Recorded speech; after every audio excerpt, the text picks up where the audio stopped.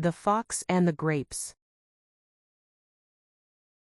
In a vast and dense forest, full of old trees, there lived a cunning and clever fox. She was known by all animals for her intelligence and ability to find food even in the most difficult times. With her reddish fur and sharp eyes, the fox sneaked through the forest unnoticed, always looking for something to eat.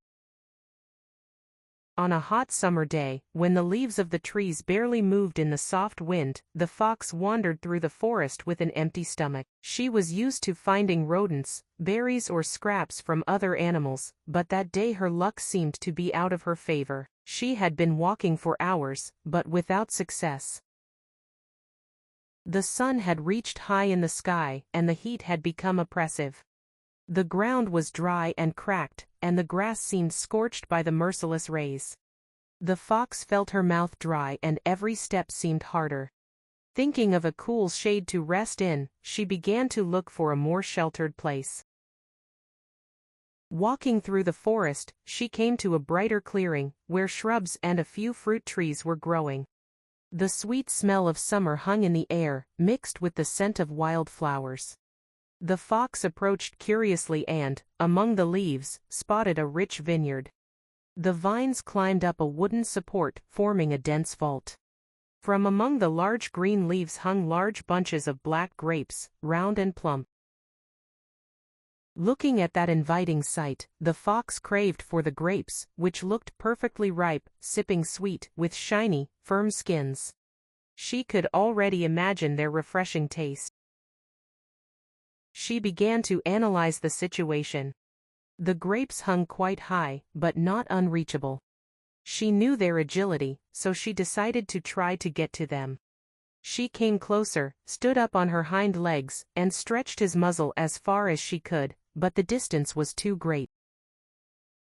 Then, she made her way under the vine and prepared to jump. She bent her back legs, concentrated and jumped as high as she could. Her paws only touched the air and the grapes remained in place, swaying gently in the wind. The fox was not beaten.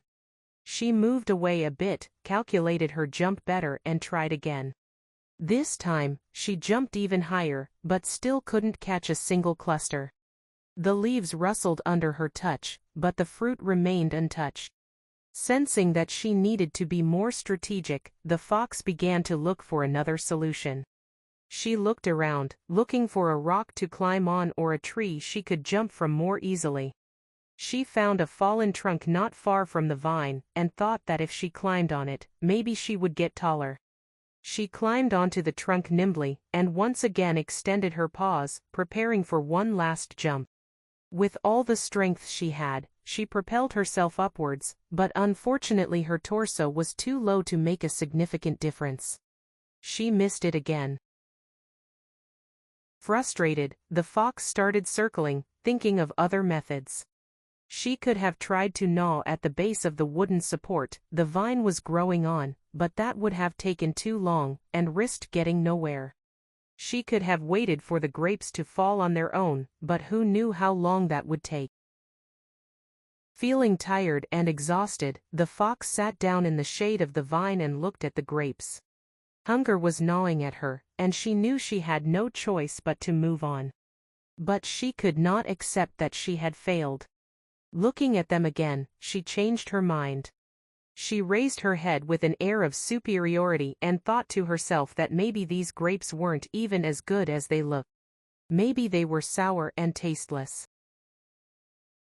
Trying to hide her disappointment, the fox stood up, shook off the dust from her fur, and left the clearing with her tail raised.